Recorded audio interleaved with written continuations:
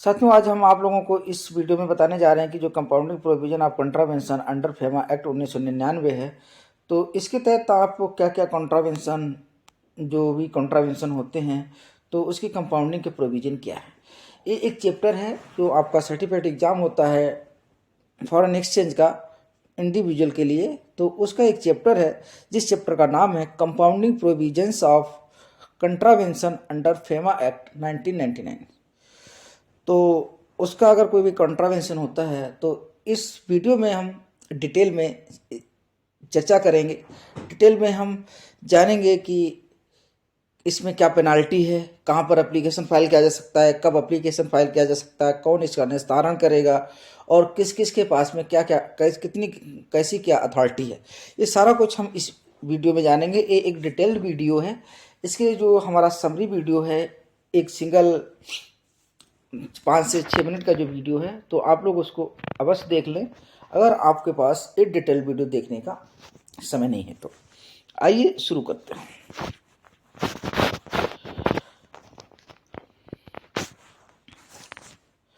In term of section 15 of FEMA act 1999, अगर FEMA act 1999 की section 15 का अगर हम जिक्र करें तो कोई भी कंट्रावेंशन अगर सेक्शन 13 के तहत होता है तो इसको on application made by the person committing such contravention, जिस व्यक्ति ने कंट्रावेंशन को कमिट किया है वो एक एप्लीकेशन दे करके इसका निस्तारण करवा सकता है। Be compounded within 180 days from the date of receipt application by the officers of RBI। कहने का मतलब ये है कि जिस व्यक्ति ने कोई भी कॉन्ट्रावेन कमिट किया है तो वो व्यक्ति एक एप्लीकेशन आरबीआई के पास दे करके या आरबीआई के द्वारा किसी भी व्यक्ति को, आरबीआई के द्वारा जिसको भी अथराइज किया गया है on behalf of the central government, तो उसकी यहाँ पर एक एप्लीकेशन दे करके इसका निस्तारण 180 दिनों में, जिसके यहाँ एप्लीकेशन दिया जाएगा वो अथॉरिटी 180 दिन में आपकी एप्लीकेशन का निस्तारण यानी कि उसका कंक्लूजन डिसीजन दे देगा। इन term of section 13 first, if any person, अगर कोई भी व्यक्ति कोई भी कंट्रावेंशन को any provision of FEMA act की किसी भी प्रोविजन का किसी भी व्यक्ति के द्वारा कोई कंट्रावेन किया जाता है या किसी रूल का कंट्रावेंशन किया जाता है, रेगुलेशन का कंट्रावेंशन किया जाता है या फेमा के किसी नोटिफिकेशन का कंट्रावेंशन किया जाता है या किसी डायरेक्शन का कंट्रावेंशन किया जाता है या किसी आर्डर का कंट्रावेंशन किया जाता है, तो order issued in exercise of the power under this act या contravention any condition subject to the which an authorization is issued by RBI shall be upon jurisdiction। कहने का मतलब सिंपल सा ये हुआ कि जो फेमा एक्ट की सेक्शन 13 है, 13 फर्स्ट है, तो ये कहती है कि किसी भी फेमा की किसी भी प्रोविजन का, किसी भी रूल का, किसी भी रेगुलेशन का, किसी भी नोटिफिकेशन का, किसी भी डायरेक्शन का, किसी भी आर्डर का अगर कोई भी उल्लंघन किया जाता है, कोई भी कॉन्ट्रावेन किया जाता है, तो उस कंडीशन में आरबीआई के द्वारा क्या उचित कदम उठाया जाता है। संबंधित जो रिस्पेक्टिव अथॉरिटी है, तो आरबीआई खुद भी हो सकती है या आरबीआई का कोई रीजनल ऑफिस भी हो सकता है या आरबीआई के द्वारा जिस भी किसी व्यक्ति को इस कंपाउंडिंग एप्लीकेशन के लिए अथराइज किया गया है वो भी हो सकता है।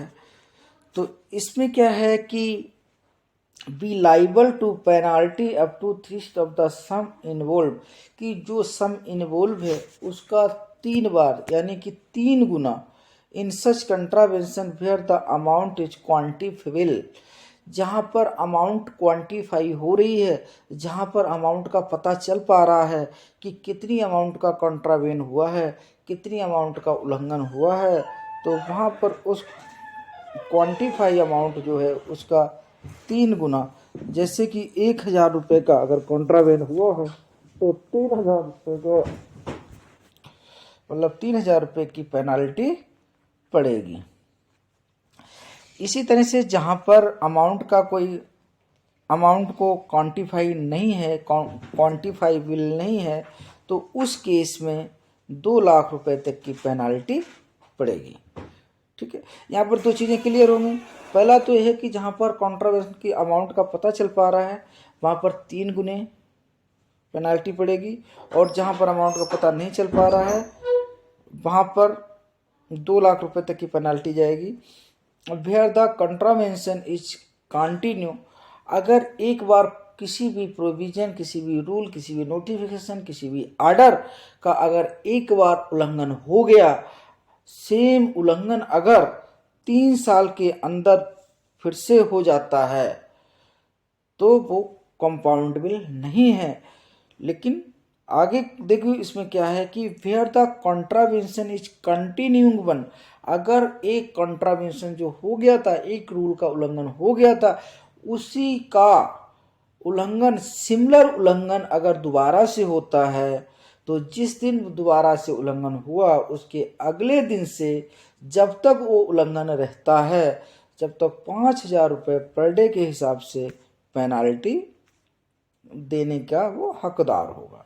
यानी जो भी इसको कमिट करेगा, जो भी दोषी होगा, जिसने भी प्रोविजंस, रेगुलेशंस, रूल्स का उल्लंघन किया है दोबारा से फिर से सेम उसी का, तो उसके लिए 5,000 रुपये पर डे की पेनाल्टी, जिस दिन दोबारा से करता है उसके नेक्स्ट डे से 5,000 रुपये की पेनाल्टी देगा। In exercise of power conferred by section 46, जो फेमा एक्ट है उसकी सेक्शन 46 है, उस 46 सेक्शन में पावर को बताया गया है कि इस पे कंपाउंडिंग की पावर किसको होगी। एक वर्ड जो कंपाउंडिंग आता है बार बार, तो कंपाउंडिंग का मतलब क्या होता है सबसे पहले हम जान लेते हैं। कंपाउंडिंग का मतलब सिंपल सा ये हो गया कि जो गलती हुई है उस गलती का सुधारात्मक कदम उठाना। कंपाउंडिंग का मतलब अगर साधारण भाषा में हम समझें, उसका सिंपल सा मतलब ये हुआ कि जो गलती हो गई है उसका एक सुधारात्मक प्रयास। ठीक है, इसलिए आप लोग कंफ्यूज ना हो कंपाउंडिंग वर्ड को लेकर के, कि कंपाउंडिंग का मतलब सिंपल सा हो गया एक सुधारात्मक प्रयास। In exercise of power conferred in section 46 with subsection of 15 Foreign Exchange Management Act, the central government had made the FEMA compounding proceedings rule 2000 relating to compounding contravention under FEMA Act 1999। इसमें जो section 46 है इसमें क्या हुआ है कि central government के द्वारा, किसके द्वारा, सेंट्रल गवर्नमेंट के द्वारा foreign exchange compounding proceedings rule 2000 लागू किया गया। ठीक है, foreign exchange compounding proceedings rule 2000 लागू किया गया है, जिसमें एक प्रावधान है कि कौन इसको कंपाउंडिंग की एप्लीकेशन अप्लाई कर सकता है, कितना इसमें पेनाल्टी पड़ेगी, कितने दिन में इसका निस्तारण होगा। ये सारी चीज़ें आपको दो जो ये रूल है इस रूल्स में आपको पढ़ने के लिए मिल जाएंगी। किस रूल में? Foreign exchange compounding proceedings rules. ये रूल किससे संबंधित है? ये रूल कंपाउंडिंग कंट्रावेंशन से संबंधित है। कहाँ का contravention? Under chapter 4 of FEMA act 1999। 1999 में जो भी कोई कंट्रावेंशन हुआ है उसकी कंपाउंडिंग से संबंधित फॉरेन एक्सचेंज कंपाउंडिंग रूल है 2000 है। ठीक है, आ गया ये। In term of foreign exchange, अगर foreign exchange compounding proceedings rules 2000 के बारे में अगर हम डिटेल में जाने तो ये इफेक्टिव हुआ फ्रॉम जून 2000 से। ये 1 जून 2000 से ये इफेक्टिव हुआ foreign exchange compounding proceedings rule 2000। ठीक है। RBI is empowered to compound contravention. RBI के पास एक पावर है, वो आरबीआई इसके लिए एम्पावर है टू कंपाउंड कंट्रावेंशन, कि जो भी कॉन्ट्रावेंशंस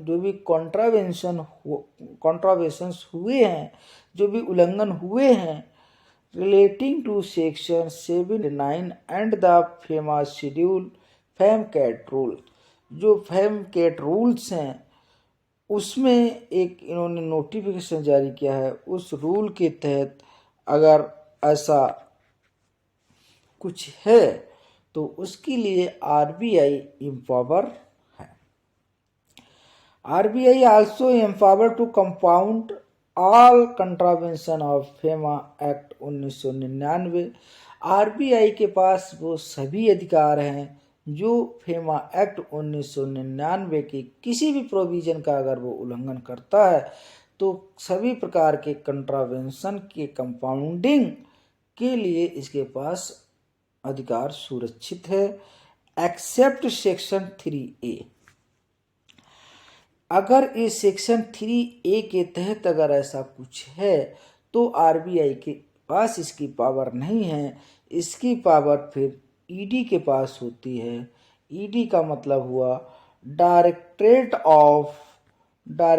ऑफ इन्फोर्समेंट। ठीक है। अगर कोई भी कार्रवाई अंडर सेक्शन 3A के तहत की गई है तो उसका निस्तारण ईडी करेगा। आगे आइए, power to compounding by RBI and ED. ठीक है। Power to compounding by RBI and ED. अब हम इन दोनों की पावर देखेंगे कि इसमें कौन कौन से ऑफिशियल्स हैं, उनकी क्या क्या पावर है, कितनी कितनी पावर है, वो हम इस वीडियो में देखेंगे। आइए देख लेते हैं। If person contravene any provision of FEMA act 1999, अगर कोई भी व्यक्ति फेमा एक्ट 1999 के किसी भी प्रोविजन का अगर कंट्रावेन करता है तो it is compounded in case where the sum involve in such contravention से, तो उसमें जो भी सम इन्वॉल्व है उस सम के आधार पर इसमें विभिन्न जो ऑफिशियल्स होते हैं उनकी अलग अलग पावरें दी गई हैं। तो जैसा कि मैंने आप लोगों को बताया कि अगर वो सेक्शन 3A की बात अगर हो रही है तो इसके लिए डायरेक्टरेट ऑफ इन्फोर्समेंट लाइबल है और अन्य किसी भी कॉन्ट्रावेंशन के लिए आरबीआई लाइबल है। कॉन्ट्रावेंशन का मतलब यहाँ पे ये नहीं कि कोई उल्लंघन कर दिया उसके लिए आरबीआई लाइबल है, नहीं। अगर कोई कॉन्ट्रावेंशन हुआ है उस कॉन्ट्रावेंशन के निस्तारण के लिए, उस कॉन्ट्रावेंशन को हल करने के लिए, उस कॉन्ट्रावेंशन का पूरी तरह से जो निस्तारण है उसको आरबीआई के पास अधिकार है कि उस कंट्रावेंशन की क्या पेनाल्टी दे, वो आरबीआई डिसाइड करेगा। और अगर ये फेमा एक्ट की सेक्शन 3A के तहत अगर कोई कार्रवाई की गई है तो इसके लिए डायरेक्टरेट ऑफ इन्फोर्समेंट डिसाइड करेगा।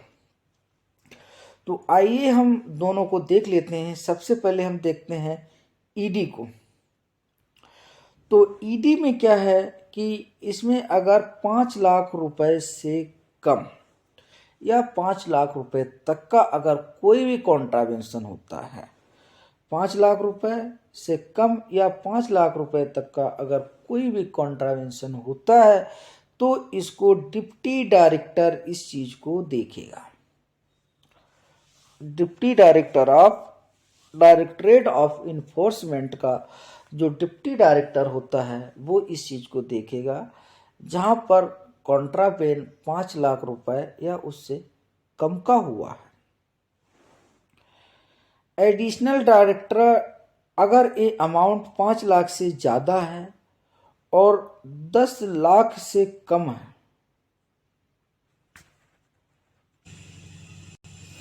ठीक है, तो इसमें अगर कॉन्ट्रावेंशन की अमाउंट 5 लाख रुपए है, कितनी है, 5 लाख रुपए है या उससे कम है, तो उसको डिप्टी डायरेक्टर जो होगा डायरेक्टरेट ऑफ इन्फोर्समेंट का वो इस मैटर को टेकअप करेगा। अगर अमाउंट जो है 5 लाख से ज़्यादा है लेकिन 10 लाख से कम है, अमाउंट 5 लाख से ज़्यादा है और 10 लाख से कम है, तब उसको एडिशनल डायरेक्टर देखेगा। कौन देखेगा? एडिशनल डायरेक्टर देखेगा। एडिशनल डायरेक्टर किसका? डायरेक्टरेट ऑफ इन्फोर्समेंट का एडिशनल डायरेक्टर देखेगा अगर अमाउंट 5 लाख से ज़्यादा है और 10 लाख से कम है। और अगर अमाउंट 10 लाख से ज़्यादा है और 50 लाख से कम है, 10 लाख से ज़्यादा है और 50 लाख से कम है, अप टू नहीं है दोस्तों, यहाँ पर कम लिख लीजिएगा, 50 लाख से कम है, यानी 10 लाख से तो ज़्यादा है और 50 लाख से कम है, तो वहाँ पर स्पेशल डायरेक्टर देखेगा। कौन देखेगा? स्पेशल डायरेक्टर देखेगा जहाँ पर अमाउंट 10 लाख से ज़्यादा है और 50 लाख से कम है। जहाँ पर अमाउंट जो है 50 लाख है या 50 लाख से ज़्यादा है और 1 करोड़ से कम है। जहाँ पर अमाउंट 50 लाख है या 50 लाख से ज़्यादा है लेकिन 1 करोड़ से कम है, तो वहाँ पर स्पेशल डायरेक्टर देखेगा। स्पेशल डायरेक्टर देखेगा विद डिप्टी लीगल एडवाइजर के साथ में। स्पेशल डायरेक्टर देखेगा विद डिप्टी लीगल एडवाइजर के साथ में।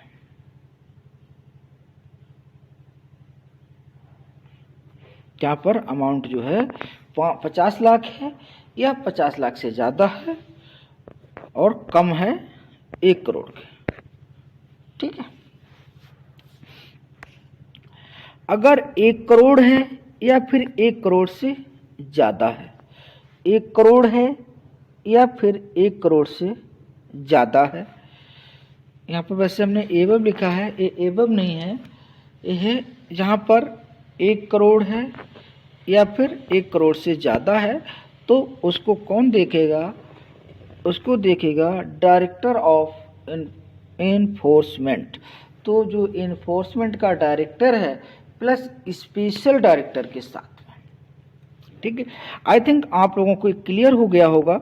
अब हम इसकी कंपैरेटिबल सीट देख लेते हैं कि जो ईडी की क्या पावर है और आरबीआई की क्या पावर है। तो देखिए फिर से देख लेते हैं। अगर अमाउंट 5 लाख रुपए से कम है, अगर अमाउंट 5 लाख है या 5 लाख से कम है, कितनी अमाउंट है? 5 लाख है या 5 लाख से कम है, तब डिप्टी डायरेक्टर देखेगा। अगर आरबीआई की बात करें तो अमाउंट अगर 10 लाख है या 10 लाख से कम है तो ईजीएम देखेगा। 10 लाख है या 10 लाख से कम है तो ईजीएम देखेगा। उसी तरह से अगर ईडी की बात करें तो अमाउंट 5 लाख से ज़्यादा है और 10 लाख रुपए से कम है तो एडिशनल डायरेक्टर देखेगा। और अमाउंट अगर 10 लाख से ज़्यादा है, 10 लाख से ज़्यादा है और 40 लाख से कम है, तब इसको डीजीएम देखेगा आरबीआई का। ये दोनों अलग अलग चीज़ें हैं। अगर सेक्शन 3A की बात करेंगे तो ये देखेंगे और अन्य सभी कॉन्ट्रावेंशन में आरबीआई देखेगी, ठीक है। तो आई थिंक मुझे लग रहा है आप लोग यहाँ पर कंफ्यूज हो जा रहे होंगे। तो हमने सबसे पहले हमने आपको ये बता दिया था, अब हम आपको केवल आरबीआई का कंट्रावेंशन बताएंगे, ताकि आरबीआई जिन जिन कॉन्ट्रावेंशन को देखती है उसमें जो अमाउंट है, कितनी अमाउंट तक आरबीआई का कौन सा अधिकारी देखता है, वो हम देखेंगे इसमें। अगर 10 लाख रुपए तक का अमाउंट है, 10 लाख या उससे कम अमाउंट है, तो आरबीआई का जो एजीएम होगा वो इस चीज़ को देखेगा। अगर अमाउंट 10 लाख से ज़्यादा है लेकिन 40 लाख से कम है, 10 लाख से ज़्यादा है और 10 लाख से ज़्यादा है और 40 लाख से कम है, तो उसको डीजीएम देखेगा। और अगर जहाँ पर 40 लाख से ज़्यादा है, 40 लाख से ज़्यादा है और 1 करोड़ से कम है, वहाँ पर जीएम देखेगा। जहाँ पर 40 लाख से ज़्यादा है और 40 लाख है या 40 लाख से ज़्यादा है, तो वहाँ पर जीएम देखेगा। और जहाँ पर 1 करोड़ है या 1 करोड़ से ज़्यादा है, वहाँ पर आरबीआई का सीजीएम देखेगा, आरबीआई का सीजीएम देखेगा। ठीक है, क्लियर हो गए होंगे। यानी कि जो आरबीआई का है, आरबीआई ने एक तो 10 लाख रुपए तक बांट दिया, 10 लाख से कम है या 10 लाख के बराबर है तो एजीएम देखेगा। और अगर 10 लाख से ज़्यादा है और कम है 40 लाख से, तब यहाँ पर डीजीएम देखेगा। और अगर 40 लाख है, 40 लाख से ज़्यादा है या बराबर है और कम है 1 करोड़ के, तो यहाँ पर जीएम देखेगा। और अगर बराबर है या ज़्यादा है 1 करोड़ के, तो इसमें सीजीएम देखेगा। ठीक है, उसी तरह से ईडी का हमने बताया था। ईडी में अगर 5 लाख तक है या उससे कम है तो डिप्टी डायरेक्टर देखेगा। और अगर 5 लाख से ज़्यादा है और 10 लाख से कम है, ये अप टू नहीं है, याद रखें, ये अप टू नहीं है, ये कम की बात करता है। जिस तरह से आरबीआई का भी हमने देखा था कम की बात करता है, उसी तरह से इसमें भी कम की बात करता है। तो अगर 5 लाख से ज़्यादा है और 10 लाख से कम है, तो ये एडिशनल डायरेक्टर देखेगा। कौन देखेगा? एडिशनल डायरेक्टर देखेगा। और अगर 10 लाख से ज़्यादा है और 50 लाख से कम है, 10 लाख से ज़्यादा है या 10 लाख है, तो देखिए इसमें क्या है, इसमें बहुत कन्फ्यूजन रहता है, क्योंकि एग्जाम में वो इस तरह से पूछते हैं, जैसे ये वाला उठाया उन्होंने, तो वो पूछेंगे कि अगर 5 लाख रुपए का कोई भी कॉन्ट्रावेंशन अंडर सेक्शन इसके तहत हुआ है तो कितना रहेगा, मतलब कौन इसको देखेगा, तो वहाँ पर कन्फ्यूजन हो जाएगा। तो ये कन्फ्यूजन आप लोगों को नहीं बनाना है, इसमें सिंपल सा रखना है कि जो नेक्स्ट वाली जो डिजिट है, जैसे 5 लाख है और 10 लाख है, अपर लिमिट 10 लाख है तो 10 लाख से कम होगा, 10 लाख के इक्वल नहीं होगा, कम होगा। और अगर ये हम जब नेक्स्ट की बात करते हैं, जैसे इसमें आप देखिए ये है 5 लाख, 5 लाख या 5 लाख के बराबर है तो डिप्टी डायरेक्टर देखेगा। और 5 लाख से ज़्यादा है, 10 लाख से कम है, तो एडिशनल डायरेक्टर देखेगा। और अगर ये 10 लाख से ज़्यादा है, 10 लाख से ज़्यादा है और 50 लाख से कम है, 10 लाख से ज़्यादा अप टू नहीं है, 10 लाख से ज़्यादा है और 50 लाख से कम है, तो स्पेशल डायरेक्टर देखेगा। और 50 लाख है या 50 लाख से ज़्यादा है और 1 करोड़ से कम है, तो special director deputy legal adviser के साथ में देखेगा। और अगर 1 करोड़ है या 1 करोड़ से एबव है तो इसको डिप्टी तो इसको director of enforcement with special director के साथ में देखेगा।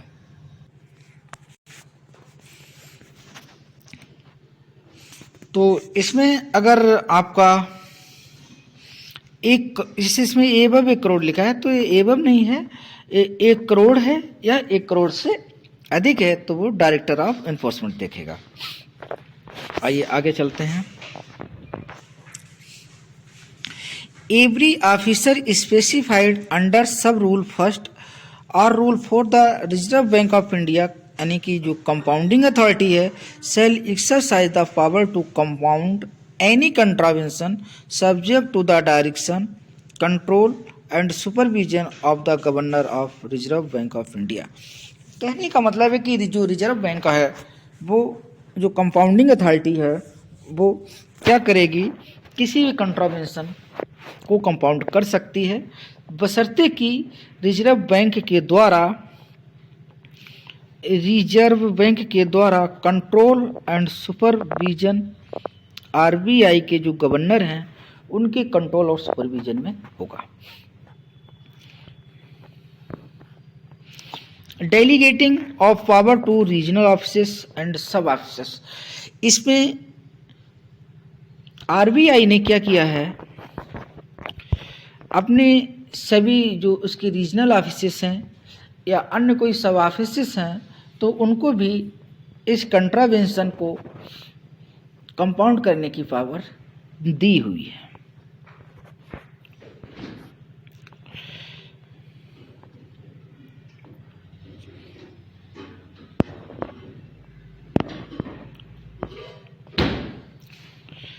The contravention for amount of rupees 100 lakh, जहाँ पर कंट्रावेंशन की अमाउंट 1 करोड़ है या उससे अधिक है, 1 करोड़ है कंट्रावेंशन की अमाउंट या उससे अधिक है, under the jurisdiction of Panaji and Kochi offices shall be compound and Mumbai regional office and Thiruvananthapuram regional office. कहने का मतलब ये है कि जहाँ पर कंट्रावेंशन की अमाउंट 1 करोड़ या उससे अधिक है, किस ज्यूरिस्डिक्शन में, पणजी और कोची ज्यूरिस्डिक्शन की बात। कहने का मतलब है कि जो कोची है और पणजी है उसके ज्यूरिस्डिक्शन में अगर कोई भी कंट्रावेंशंस 1 करोड़ या उससे अधिक हैं तो उसका जो निस्तारण किया जाएगा उसको जो कंपाउंड करेगा वो कौन करेगा, या मुंबई रीजनल ऑफिस करेगा या फिर तिरुवनंतपुरम रीजनल ऑफिस करेगा। कहने का मतलब ये हुआ कि पणजी और कोची का जो ऑफिस है वो इसके लिए ऑथराइज नहीं है। यानी पणजी और कोची में अगर 1 करोड़ से ऊपर का अगर कोई कंट्रावेंशन होता है, जिसकी अमाउंट, ऐसा कोई कंट्रावेंशन पणजी और कोची के अंतर्गत होता है, उसके ज्यूरिडिक्शन में होता है, तो उसका निस्तारण है, उसका कंपाउंडिंग जो करेगा, कंपाउंडिंग अथॉरिटी जो होगी वो आरबीआई का रीजनल ऑफिस मुंबई होगा या फिर तिरुवनंतपुरम इसका रीजनल ऑफिस है वो होगा, लेकिन 1 करोड़ से ऊपर होना चाहिए। Respectively in case these offices are headed by the officer below the rank of CGM. Respectively, in case these offices are headed by an officer below the rank of CGM.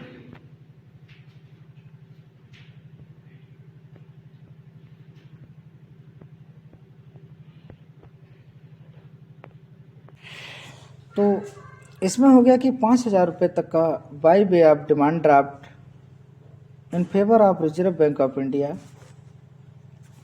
के नाम से डीडी बना करके इस application को submit किया जा सकता है, जो पेएबल होगा किसी भी रीजनल ऑफिस जहां से वो संबंध रखता हो। ठीक है,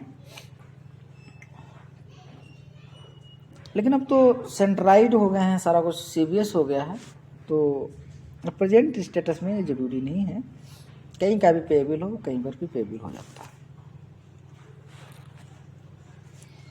the format of the application is appended the forex exchange, इससे संबंधित जो फॉर्मेट है foreign exchange compounding proceedings rules 2000, तो इसका फॉर्मेट इस यूनिट के साथ में लगा हुआ है, तो उसके आधार पर भर करके भेज सकते हैं। Application submitted to the Reserve Bank must contain, कि जो भी एप्लीकेशन हम आरबीआई को देंगे कंपाउंडिंग के लिए, उसमें contact detail, name of applicant, authorised official और representative of applicant, telephone mobile number और ईमेल आईडी, ये चीज़ें होना अनिवार्य हैं, ये डाटा होना अनिवार्य है, ये जानकारी होना उसमें अनिवार्य है। Along with the application and prescribed format, the application may be furnished to the detail जो इसमें अटैच है relating to the foreign direct investment, external commercial borrowings, overseas direct investment and branch office, licensing office as may applicable, जहाँ भी applicable हो उसके देना पड़ेगा। अब इसमें यह है कि इसके साथ में और क्या जाएगा, इसके साथ में एक तो जाएगा a copy of memoranda of association, एक मेमोरेंडा ऑफ एसोसिएशन की कॉपी जाएगी, लेटेस्ट ऑडिट बैलेंस शीट जाएगी और एक अंडरटेकिंग जाएगी। एज पर अनेक्चर 3 के अकॉर्डिंग एक अंडरटेकिंग देनी पड़ेगी जिसमें ये लिखा रहेगा they are not under any inquiry investigate education by directorate of Enforcement as on date of this application, कि इस एप्लीकेशन की डेट में, जिस डेट को हम कंपाउंडिंग के लिए एप्लीकेशन दे रहे हैं उस डेट को कोई भी अथॉरिटी के द्वारा इसमें कोई इंक्वायरी नहीं चल रही है। The application and inform to the compounding authority RBI immediately in writing. If any inquiry, investigation, education proceedings are initiated by the Directorate of Enforcement against the applicant after the date of filing the compounding application, but मतलब जब वो apply कर दे compounding के लिए application को file कर दे, उसके बाद में अगर ईडी के द्वारा, डायरेक्टरेट ऑफ एनफोर्समेंट के द्वारा अगर कोई भी कार्रवाई की जाती है लेकिन ऑन और before the date of issuance compounding order, और डेट ऑफ कंपाउंडिंग ऑर्डर से पहले, तो the compounding process is within the time frame. तो इस कंडीशन में जो टाइम फ्रेम होगा वो विद इन टाइम फ्रेम होगा, मतलब जो 180 दिन का टाइम दिया गया है उस 180 दिन के टाइम के अंदर होगा।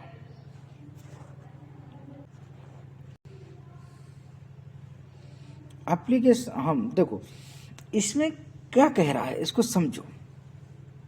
अगर कोई inquiry, investigation, adjudication proceedings are initiated by directorate of enforcement against the applicants after the date of filing the compounding application, मतलब उसकी जो कंपाउंडिंग की एप्लीकेशन फाइल करने के बाद में अगर कोई एप्लीकेशन फाइल कर दी कंपाउंडिंग के लिए, उसके बाद में अगर ये ईडी कोई इंक्वायरी करता है लेकिन कंपाउंडिंग ऑर्डर इशू करने से पहले, तो इस केस में बैंकों को कंपाउंडिंग प्रोसेस को टाइम बाउंड मैनर में कंप्लीट करना होगा। In case the application has to be returned where required approval are not obtained from the authorities concerned, or in case of complete application for any other reason incomplete, application 5,000 रुपये received along with the application will be returned by the crediting the same applicant's account through the NEFT ECCL। कहने का मतलब इसमें यह है कि अगर जो कंपाउंडिंग के लिए एप्लीकेशन दिया था और उस एप्लीकेशन में कोई गलती है, एरर है, मिस्टेक है, तो जो डीडी बनाया था या जो अमाउंट जमा किया था 5,000 रुपये की एप्लीकेशन फीस, उसके साथ में उसको वापस करना RBI जो भी कंसर्न अथॉरिटी है वो उसको NEFT के माध्यम से या ECS के माध्यम से उसको वापस कर देगी अगर एप्लीकेशन इनकम्प्लीट पाया जाता है या फॉर्मेलिटी के जो भी फॉर्मेलिटीज हैं उनके अनुरूप नहीं होता है। तो The applicants are also advised bring to notice that the compounding authority change if any the address contact detail the applicant during the pendency of the communication with the RBI। कहने का मतलब ये है कि जैसे कोई कंपाउंडिंग के लिए एप्लीकेशन फाइल किया था और वो अंडर प्रोसेस ऑफ कंपाउंडिंग है, ठीक है, अंडर प्रोसेस ऑफ कंपाउंडिंग है, एडजुकेटिंग अथॉरिटी के द्वारा, तो उस समय में अगर उसका कोई भी एड्रेस, एप्लीकेंट ने जो एड्रेस उसमें दिया था अब कंपाउंडिंग एप्लीकेशन में, और वो अपना एड्रेस चेंज कर देता है एप्लीकेंट, तो उस चेंज किए हुए एड्रेस को आरबीआई के संज्ञान में, यानी जो भी कंपाउंडिंग अथॉरिटी है उस कंपाउंडिंग अथॉरिटी के संज्ञान में लाना अनिवार्य होगा। If N application for compounding is not submitted in the prescribed format, अगर एप्लीकेशन जो कंपाउंडिंग के लिए है एक प्रिस्क्राइब्ड फॉर्मेट में नहीं है, तो due to the absence of any mandatory leave, deliberation document और demand draft toward the application fee, it will be taking up the process and liable to the return to the.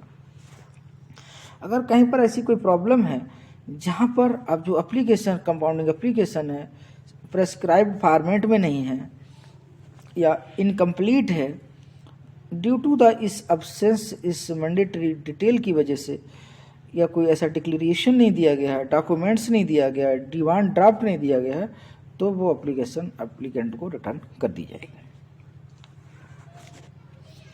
If the applicant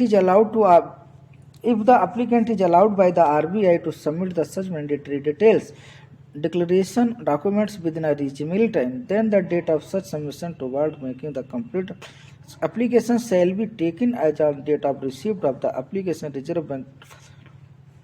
कहने का मतलब है कुछ मतलब RBI के द्वारा हो सकता है, जो कंपाउंडिंग अथॉरिटी है उसके द्वारा ये हो सकता है कि आपको एक रीजनेबल टाइम भी दिया जाए कि आप इतने दिनों में ये डॉक्यूमेंट कंप्लीट कर लीजिएगा।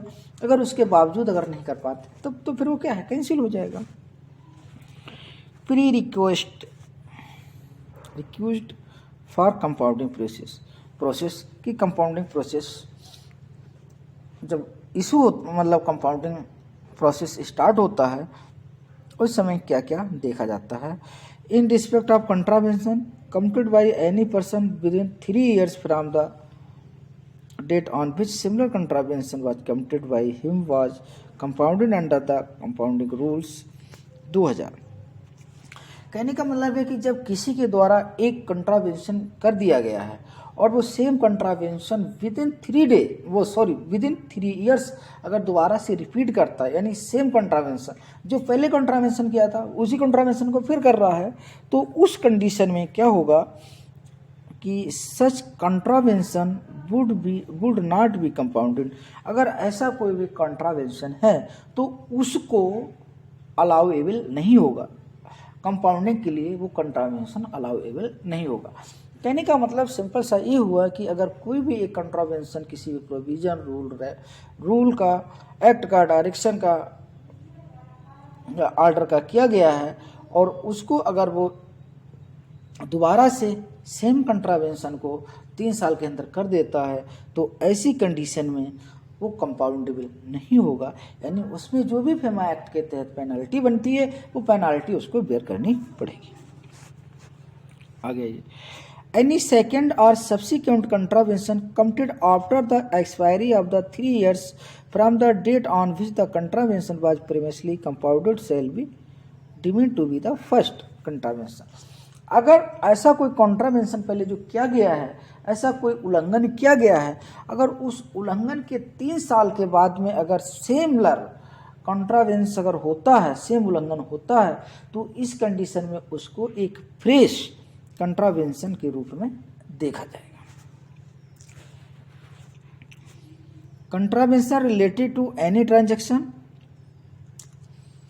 Contravention relating to any transaction which proper approval or permission from the government or any statutory authority concerned as the case may have not been obtained, such contravention would not be compounded unless the required approval of।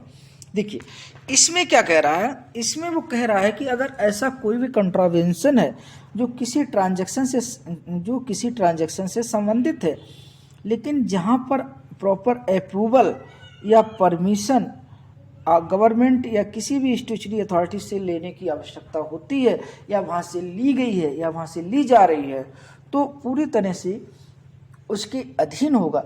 जब तक उस authority से clean chit नहीं मिलेगी, जब तक इसका compound unless the required approval are to be obtained from the concerned authorities। तो उस कंसर्न अथॉरिटी से एक अप्रूवल लेना पड़ेगा, नहीं तो वो कंपाउंड नहीं होगा। Cases of contravention such as they have those having serious contravention suspected of money laundering। अगर कोई ऐसा कंट्रावेंशन है जो सस्पेक्टेड मनी लॉन्ड्रिंग का है, टेरर फाइनेंसिंग का है, अफेक्टिंग सोवरेनिटी का है या इंटीग्रिटी ऑफ द नेशन का है, तो इन केस में भी क्या होगा, कंपाउंडेड नहीं होगा।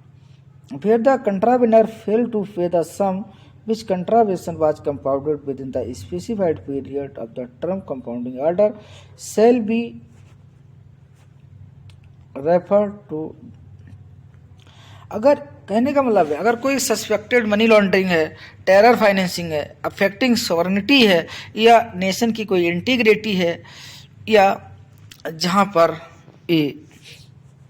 जिसको इसको जो कंट्रावेंशन में जो ऑर्डर दिया गया था उस ऑर्डर को कंप्लाई नहीं करता है, तो इस केस में डायरेक्टरेट ऑफ इन्फोर्समेंट को फर्दर इन्वेस्टिगेशन के लिए भेज दिया जाएगा। वैसे तो क्या होता है कि जो ऑर्डर देता है, अगर वो उस ऑर्डर को अगर वो कंप्लाई नहीं करता है तो ईडी के पास जाता है, लेकिन स्पेशल केस में जहाँ पर कोई सस्पेक्टेड मनी लॉन्ड्रिंग है या टेरर फाइनेंसिंग है या इफेक्टिंग सोवरेनिटी है या इंटीग्रिटी नेशन की है, तो उन केसों में भी क्या होगा कि एप्लीकेशन को डायरेक्टरेट ऑफ इन्फोर्समेंट के लिए रेफर कर दिया जाएगा और वो फर्दर जो भी इन्वेस्टिगेशन होगा ईडी करेगा।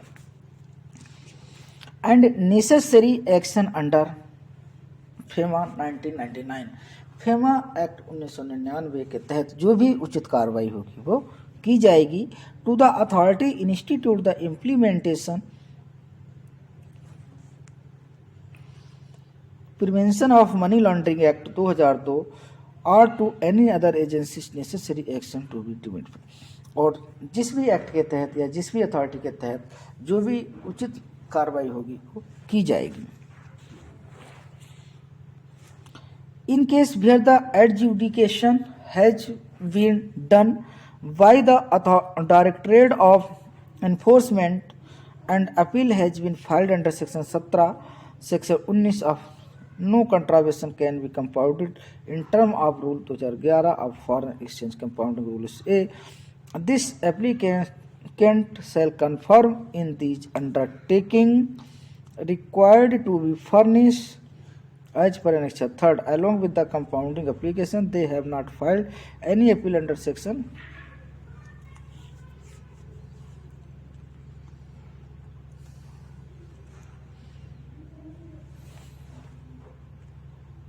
कहने का मतलब यह है कि जब ईडी के द्वारा इन्फोर्समेंट डायरेक्टरेट ऑफ इन्फोर्समेंट के द्वारा किसी भी एडजुडिकेशन में क्या है कि अगर उसने कोई अपना एडजुडिकेशन दे दिया है और कोई अपील अगर अंडर सेक्शन 17 के तहत अगर फाइल कर दी गई है, तो उस केस में कोई भी contravention, no contravention can be compounded, कोई भी कंट्रावेंशन, किसी भी कंट्रावेंशन को कंपाउंड नहीं किया जा सकता है as per term of rule 11 of foreign exchange compounding proceedings rule 2000।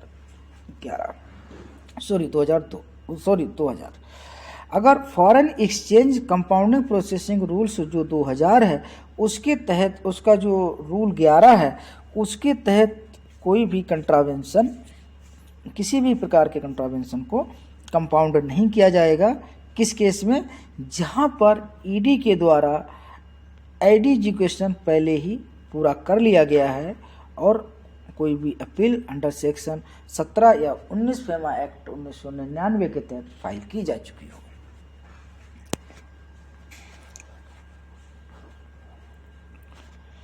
In this connection, it is clarified that whenever a contravention is identified by the RBI, brought to its notice to entity involved, the contravention to the shall be। कहने का मतलब है जहाँ पर ऐसा कोई contravention RBI के द्वारा आइडेंटिफाई किया जाता है या आइडेंटिटी जो एंटिटी है वो खुद इसको कंट्रावेंशन को डिक्लेयर करता है, इन्फॉर्म करता है कंसर्न अथॉरिटी को, तो वेयर इट इज द, अब इसमें दो चीज़ें वहाँ पर देखी जाती हैं। पहला ये देखा जाता है कि इसमें कोई ऐसा तो नहीं है कि material, whether it is material and hence is required to compounded for which the necessary compounding proceed as followed. जहाँ पर कोई मटेरियल से संबंधित अगर ऐसा कुछ होता है तो वहाँ पर जो भी कंपाउंडिंग का प्रोसेस है उसके हिसाब से कंपाउंडिंग प्रोसेस को पूरा किया जाता है। दूसरा होता है कि वेयर द इशूड इन्वॉल्व्ड और सेंसिटिव या सीरियस नेचर, जहाँ पर कोई सीरियस नेचर की बात होती है वहाँ पर ईडी के लिए ट्रांसफ़र कर दिया जाता है। वहाँ पर किसको ट्रांसफ़र किया जा सकता है? ईडी को ट्रांसफ़र कर दिया जाता है। अगर मटेरियल से है तब तो हो गया, अगर ईडी के द्वारा है तो इसे कर दिया जाता है। ठीक है, कहने का मतलब सिंपल सा ये है कि जहाँ पर सिंपल है, मटेरियल वगैरह से संबंधित अगर कुछ है तो वहाँ पर तो जो भी प्रोसीजर है कंपाउंडिंग का वो प्रोसेस फॉलो किया जाएगा। लेकिन अगर जहाँ पर कहीं पर कोई सीरियस है, सेंसिटिव नेचर में है तो वहाँ पर फिर कोई एक्सक्यूज नहीं है। उस कंडीशन में इसको डायरेक्टरेट ऑफ इन्फोर्समेंट को मैटर को ट्रांसफ़र कर दिया जाएगा।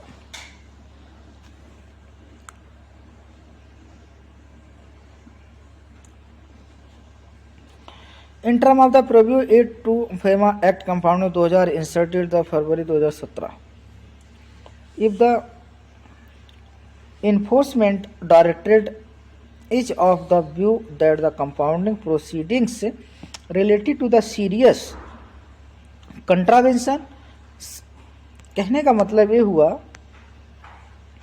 कि जहाँ पर कोई सीरियस कंट्रावेंशन है, कोई सस्पेक्टेड मनी लॉन्ड्रिंग है, टेरर फाइनेंसिंग है, अफेक्टिंग द सोवरेनिटी है, इंटीग्रिटी ऑफ नेशन है, तो the compounding authority shall not proceed with the matter and shall remit the case to appropriate adjudicating authority for adjudicating contravention under section 13। कहने का मतलब है जहाँ पर कोई सीरियस है, कोई टेरर फाइनेंसिंग के से संबंधित है, मनी लॉन्ड्रिंग से संबंधित है, वहाँ पर जो भी कंपाउंडिंग अथॉरिटी है उसके जो जिस भी ज्यूरिसडिक्शन के अंदर आती है तो वो ज्यूरिसडिक्शन के जिसकी ज्यूरिसडिक्शन के अंतर्गत आती है तो वो एडजुकेटिंग जो अथॉरिटी है, कंपाउंडिंग अथॉरिटी है, वो इसको प्रोसीड नहीं करेगी। वो क्या करेगी? Further the case attracting to the provision 3A, और इस प्रकार का जो केस है वो अंडर सेक्शन 3A के तहत आएगा। और जब अंडर सेक्शन 3A के तहत आएगा तो उसको डायरेक्टरेट ऑफ इन्फोर्समेंट डील करेगा। क्लियर? और दो द अट्रैक्टिव स्पेशल प्रोविजन जो 37A स्पेशल प्रोविजन है उसके तहत इस पर एक्शन किया जाएगा। relating to asset held outside India and the contravention of section 4 shall not be eligible for compounding। और इस केस में अगर कोई प्रॉपर्टी है जो अब्रॉड में हेल्ड है, ठीक है, जैसे मनी लॉन्ड्रिंग से अब्रॉड में बना ली, तो उसके लिए भी कंपाउंडेबल जो कंपाउंडिंग है वो एप्लीकेबल नहीं होगा। कहने का मतलब सिंपल सा ये हुआ कि अगर फॉरेन में उसने मान लीजिए मनी लॉन्ड्रिंग के माध्यम से या टेरर फाइनेंसिंग के माध्यम से उसने कोई प्रॉपर्टी अगर अब्रॉड में बना ली है तो उस केस में भी जो भी कंट्रावेंशन किया है उसने तो वो भी रिलीवेबल नहीं है, वहाँ पर भी रिलीफ नहीं दी जा सकती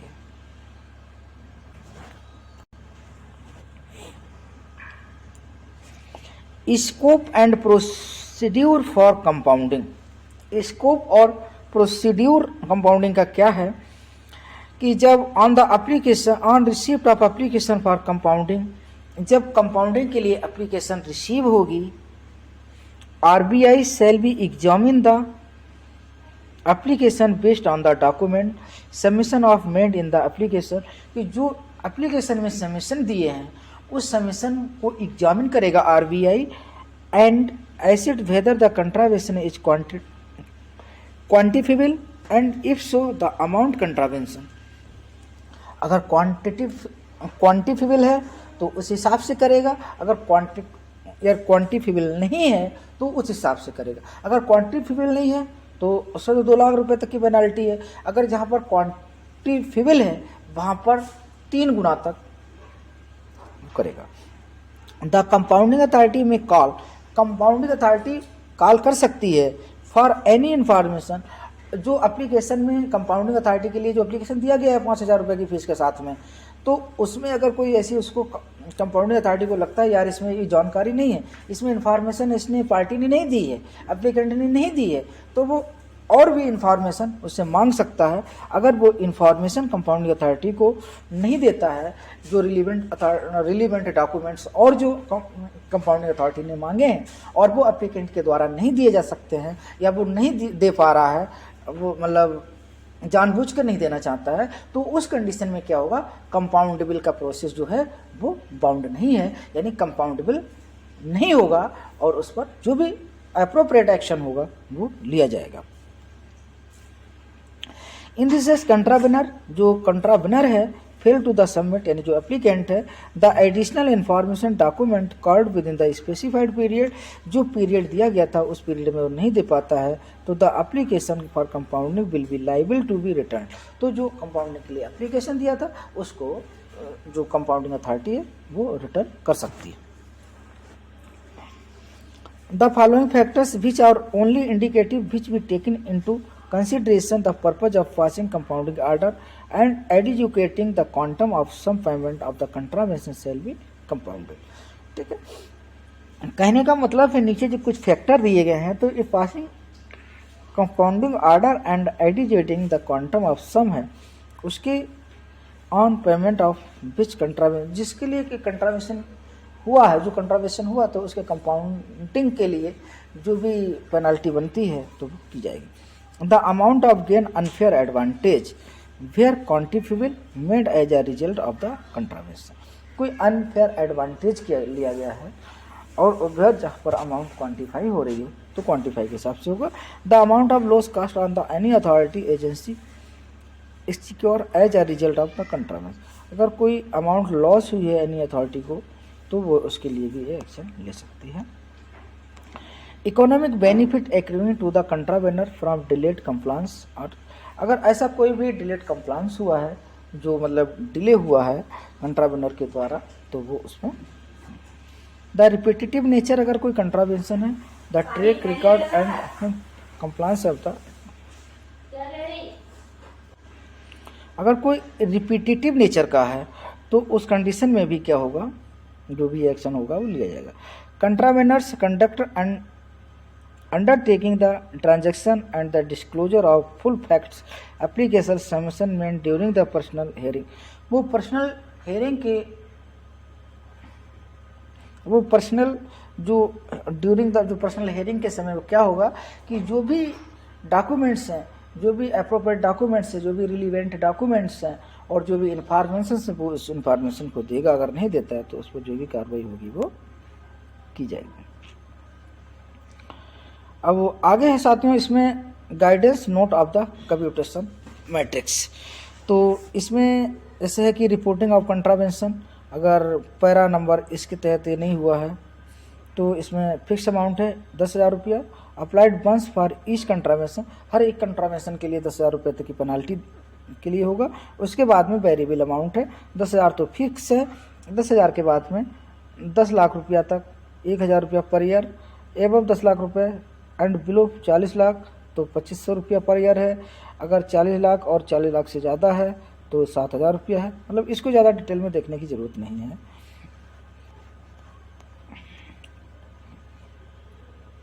रिपोर्टिंग कोई कंट्रावेंशन हुआ है तो उस केस में 2 लाख रुपए तक की पेनल्टी जाएगी। In case of project office, अगर कोई प्रोजेक्ट ऑफिस है तो the amount impose shall be calculated 10% of total project cost, तो टोटल प्रोजेक्ट कास्ट की 10%, अगर कोई प्रोजेक्ट ऑफिस है तो प्रोजेक्ट ऑफिस की जो भी प्रोजेक्ट कॉस्ट है उसका 10% तक पेनल्टी दी जा सकती है इन केस ऑफ कंट्रावेंशन। इसी तरह से कोई एएसी है, एपीआर है, फ्लैश है, शेयर सर्टिफिकेट डिले इशू किया गया है तो उस केस में 10,000 रुपये तक पर कंट्रावेंशन के हिसाब से दिया जाएगा, और जो डिले हुआ है रिसिप्ट सर्टिफिकेट तो 10,000 रुपये पर साल के हिसाब से दिया जाएगा। तो टोटल अमाउंटिंग जो होगी वो 3 गुने से ज़्यादा नहीं होगी। आगे बात करते हैं कि अलॉटमेंट ऑफ रिफंड फंड का है, इससे संबंधित है तो 30,000 रुपये प्लस गिवन परसेंटेज है। फर्स्ट ईयर के लिए 0.3% है, सेकेंड ईयर मतलब 1 से 2 साल के लिए 0.35% है, 2 से 3 साल के लिए 0.40% है, 3 से 4 साल के लिए 0.45% है, और 4 to 5 साल के लिए 0.5% है, और 5 साल से अगर ज़्यादा है तो 0.75% है। इसमें भी बस वही है कि अगर इसमें प्रोजेक्ट ऑफिस अगर हो तो प्रोजेक्ट ऑफिस का क्या है कि जो भी उसकी प्रोजेक्ट कॉस्ट होगी उसका 10% तक इस पर पेनल्टी पड़ेगी। All other contravention including all contravention, तो उस केस में 50,000 रुपया प्लस नीचे जो 50,000 रुपया तो फिक्स है, उसके अलावा नीचे जो दिया गया है वो देना पड़ेगा। 1 साल का आधा % 0.5%, 1 से 2 साल के लिए 0.5%, यानी वो टेन्योर है जिस टेन्योर में उसने कंट्रावेंशन को किया है। मतलब 1 साल तक अगर किया है तो इतना जाएगा, 2 साल तक किया है तो इतना जाएगा, 3 साल तक किया है तो इतना जाएगा, 4 साल तक किया है तो इतना, तो वो चीज़ इसमें दी गई है। यही अगर 2 से 3 साल तक किया गया है तो 0.6 जाएगा, 3 से 4 साल तक किया है तो 0.65 जाएगा, 4 से 5 साल तक किया है तो 0.8 जाएगा, 5 साल से ऊपर किया है तो 75%। और अगर, लेकिन इसमें कारपोरेट गारंटी शामिल नहीं है। अगर issue a corporate guarantee without the UN, अगर कोई भी कारपोरेट गारंटी है वो विदाउट UIN नंबर से इशू की गई है, या विदाउट परमिशन वेयर रिक्वायर्ड, या बिना किसी परमिशन के उसको ऐसे इशू कर दिया गया है, ओपन एंडेड गारंटी या any other contravention related to issue corporate guarantee. Corporate guarantee से रिलेटेड अगर कोई भी उल्लंघन किया गया है तो उस केस में 5,000 रुपया तो आपको 5 लाख रुपये तो देना ही पड़ेगा।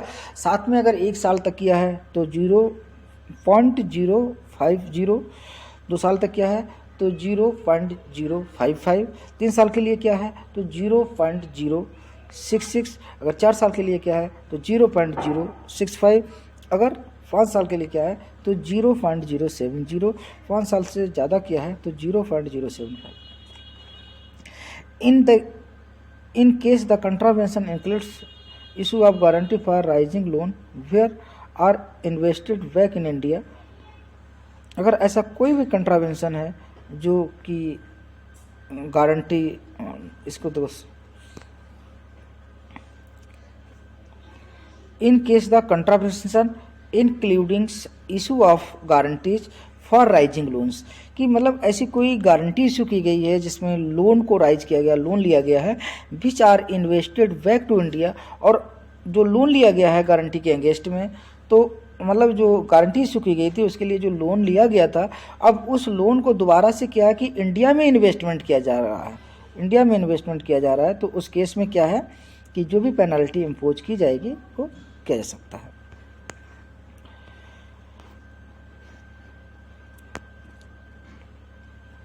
The above amounts are presently subject to the following provisions, इसमें जो इसका मेजर जो रिस्ट्रिक्शन है कि मतलब पेनल्टी 300% से ज़्यादा नहीं हो सकती है, यानी कि जो हमारा फेमा एक्ट 1999 है तो इसमें पेनल्टी 3 गुने तक है, तो 300% से ज़्यादा नहीं हो सकती है। और इन case the amount of contravention, अगर कंट्रावेंशन की अमाउंट है वो 1 लाख से कम है तो उस केस में सिंपल इंटरेस्ट 5% के हिसाब से कैलकुलेट किया जाएगा, यानी 5% से ज़्यादा की पेनल्टी उस पर नहीं लगाई जा सकती है। On the amount of the contravention and the period of the contravention in case reporting contravention and 10% in all other, मतलब कहने का मतलब है द कंट्रावेंशन इसमें इन मतलब जहाँ पर कंट्रावेंशन की 1 लाख रुपए से कम है तो वहाँ पर 5% का दिया जाएगा on the amount of contravention and the period for the contravention in case reporting contravention. अगर ये रिपोर्टिंग कंट्रावेंशन की बात हो रही है आपको, अगर 1 लाख रुपए से कम का कंट्रावेंशन है और ये रिपोर्टिंग कंट्रावेंशन से संबंधित है, किससे संबंधित है? रिपोर्टिंग कंट्रावेंशन से, यानी 1 लाख से कम अमाउंट है, अमाउंट कितना है 1 लाख रुपए से कम है और रिपोर्टिंग कंट्रावेंशन जो है वो उससे संबंधित है तो 5% के उससे दिया जाएगा, अदरवाइज 10% ऑल सभी अन्य जो कंट्रावेंशन होंगे उसमें 10% के हिसाब से पर एनम कैलकुलेट किया जाएगा। आगे है कि इन case the para 8 of schedule इतना मतलब if the shares allotted after 80 days without Periyar approval of RBI, बिना RBI के पेरियर अप्रूवल के अगर शेयर जो है 180 दिन के बाद में अगर इशू किए गए हैं तो तो इसमें 1.25 टाइम्स की पेनल्टी लगेगी। और अगर शेयर अलॉट नहीं किए गए हैं 180 दिन के बाद और बैंक के अप्रूवल के साथ में उस अमाउंट को रिटर्न कर दिया गया है 180 दिन के बाद में, तो उस कंडीशन में पेनल्टी 1.5% लगेगी। और जहां पर शेयर अलॉट नहीं किए गए हैं और परमिशन भी नहीं ली गई है बैंक से, तो उस कंडीशन में 1.75% के हिसाब से पेनल्टी लगेगी।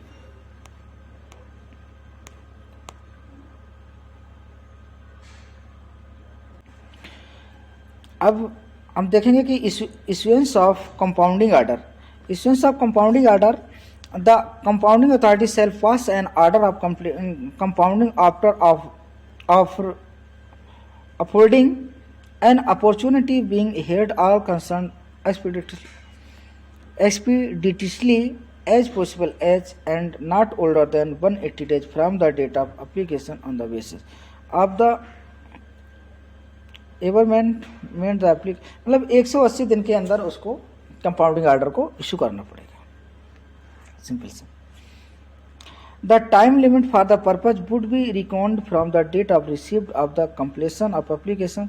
लेकिन ये जो 180 दिन की जो डेट है, तो 180 दिन की डेट 180 डेज जो इसमें टाइम फ्रेम दिया गया है, ये जब से लागू होगा जब से कंप्लीट डॉक्यूमेंट हो, कंप्लीट एप्लीकेशन डॉक्यूमेंट हो। ऐसा नहीं है कि आधा अधूरा से डॉक्यूमेंट दे दिया, अप्लाई कर दिया आरबीआई के लिए, जो भी कंपाउंडिंग अथॉरिटी है उसके पास में डॉक्यूमेंट दे दिया, बस उस दिन से 180 दिन काउंट होना शुरू हो गया। ऐसा नहीं है, जिस दिन डॉक्यूमेंट कंप्लीट होंगे उस दिन से 180 दिन का टाइम दिया जाएगा। If the applicant of the offering appearing the personal hearing, reserve bank would encourage the applicant जो है वो पर्सनल हियरिंग भी दे सकता है और एडवोकेट के माध्यम से भी इसको देख सकता है। Applicant applied directly for rather than the being representative, compound legal expert concerned as compounding is only the advocate in contravention. Applying for opting out of personal hearing due does not have any bearing whatsoever amount imposed the compounding order. ठीक है, ये सारी चीज़ें। अब साथियों इस chapter में ज़्यादा कुछ खास नहीं है, जो था हमने लगभग में सारा बता दिया। एक चीज़ आपको यहाँ पर मैं ये बता दूँ कि payment of the amount for which contravention is compounded, कि जिस कंट्रावेंशन के लिए payment of the amount for which contravention is compounded, कि जिस कंट्रावेंशन को कंपाउंडेड किया गया है उसके लिए जो पेमेंट है वो 15 दिन के अंदर देना पड़ेगा। Within 15 days from the date of the order of compounding such contravention के ऑर्डर के 15 दिन के अंदर देना पड़ेगा। अगर वो 15 दिन में नहीं दे पाता है तो इस मैटर को डीए के पास में यानी डायरेक्टरेट ऑफ एनफोर्समेंट के पास में ट्रांसफर कर दिया जाएगा। The provision of rule do not confer any right to the contravenes after the compounding order is passed, कि the provision of rules do not confer any rights, contravener मतलब contravener को ऐसा कोई भी राइट नहीं दिया गया है। जब एक बार कंपाउंडिंग ऑर्डर पास हो गया, कंपाउंडिंग ऑर्डर के पास होने के बाद में कंट्रावेनर के पास में कोई ऑप्शन नहीं होगा to seek the withdrawal of order और hold that is the compound, मतलब वो इसको विड्रॉल नहीं कर सकता इस ऑर्डर को, hold that the compounding order is void और request review the order passed by the compounding authority, मतलब वो इस चीज़ को मतलब उसको रिव्यू के लिए नहीं कर सकता है, ऑर्डर को अवॉइड नहीं कर सकता है, वो ये नहीं कह सकता है कि ऑर्डर आप अपना विड्रॉल कर लो, ये चीज़ें नहीं हो सकती है। In case the failure of the pay the sum compounded within the time specified, जो 15 दिन का टाइम दिया गया है उस टाइम में अगर वो पेमेंट नहीं करता है तो ऐसे मैटर को the foreign exchange compounding proceedings rule 2000 it shall be deemed that the contravener that never made an application for compounding under this rule, अगर वो इसको फेल हो जाता है मतलब जो स्पेसिफाइड टाइम में, तो आगे उसके लिए ऐसा कोई भी मतलब कभी भी वो फिर कंपाउंडिंग के लिए मतलब अप्लाई नहीं कर सकता है। In respect of contravention of the FEMA 1999 which are not compounded by the compounding authority other than relevant provisions of the dealing with the contravention shall be. कहने का मतलब यह है कि जो फेमा एक्ट 1999 के तहत ही वो कंपाउंडिंग करेगा, अदर किसी अन्य रिलीवेंट एक्ट या उसमें नहीं करेगा। On the realisation of the sum for which contravention is compounded, जब और रियलाइजेशन ऑफ द सम, जब वो सम रियलाइज हो जाएंगे, मतलब जितना, जैसे मान लीजिए उसको 1,00,000 रुपए की पेनल्टी लगाई थी कंट्रावेनर को, तो 1,00,000 रुपए जब वो जमा करा देगा, यानी जो पेनल्टी आर्डर में दी गई, जो कंपाउंडिंग आर्डर में पेनल्टी दी गई, वो पेनल्टी उसके द्वारा जमा करा दी गई है, तो उसके बाद में क्या होगा, एक सर्टिफिकेट इशू करा जाएगा, मतलब कंपाउंडिंग अथॉरिटी जो है वो एक सर्टिफिकेट इशू करेगी। ठीक है, डायरेक्शन ऑफ अथॉरिटी डीलर्स, तो ये हम नेक्स्ट वीडियो में देखेंगे। थैंक यू दोस्तों, अगर हमारा वीडियो अच्छा लगा हो तो प्लीज़ लाइक कमेंट शेयर अवश्य करें।